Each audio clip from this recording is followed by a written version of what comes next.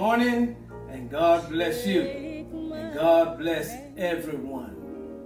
I am Reverend Byron Clay, and this is the day that the Lord has made. We shall rejoice and be glad in it, and walk in the fullness of His victory and His peace. And in the midst of all of the uncertainties and the challenges facing our nation in this election, it is because of the Lord's mercy that we are not consumed, and His compassion never fails. For He gives us new mercy and new grace every morning.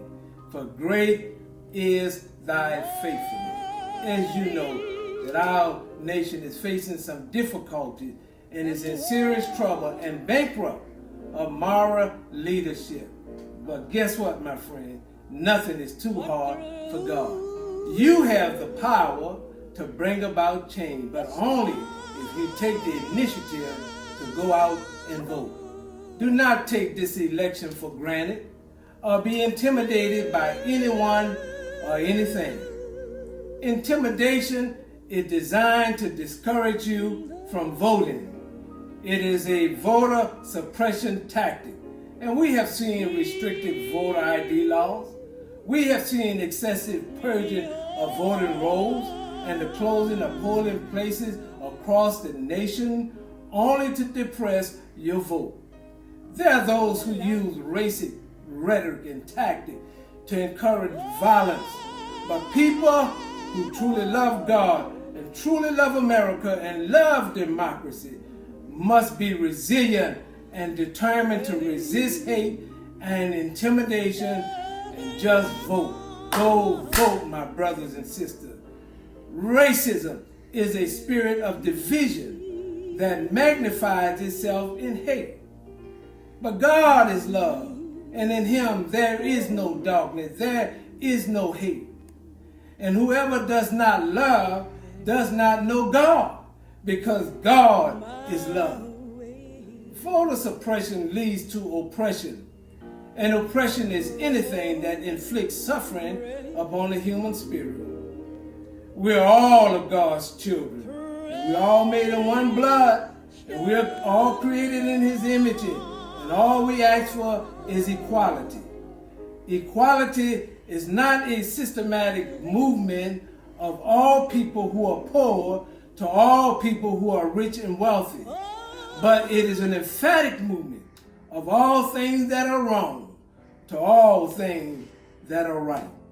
And when I think of how America, this great nation, let herself be dominated by what she is doing to polarize this nation rather than what she should be doing to help the poor and uplift this nation, then I wish for a tongue of an angel to come and convince her that the bedrock reality of this world and the next is a God who is gracious and full of compassion and always willing to forgive. My friends, yes, we can. Yes, we are all of God's children.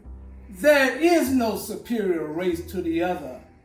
There's only one supreme being, and He is the awesome, uncreated, self-existent, all-compassionate, all-caring, and all-powerful God. You don't have to give up. You don't have to despair. You don't have to worry, because we are more than conquerors. We are overcomers. We overcame segregation. We overcame slavery, and we shall overcome this too. Go vote. I'm reminded that God sits above the circle of the earth, and all of the inhabitants of the world, all of the mighty men, all of the powerful men, they are nothing more than grasshoppers in the sight of God. All the nations of the world, Russia and China and North Korea and Iran and even America, is nothing more than a drop in the bucket in the sight of God. God is with us. Don't despair. God is for you, but you got to go and vote. When I was a little boy, my father's house was shot in. Crosses were burned on our lawn many times. Our families were subjected to threatening calls every day.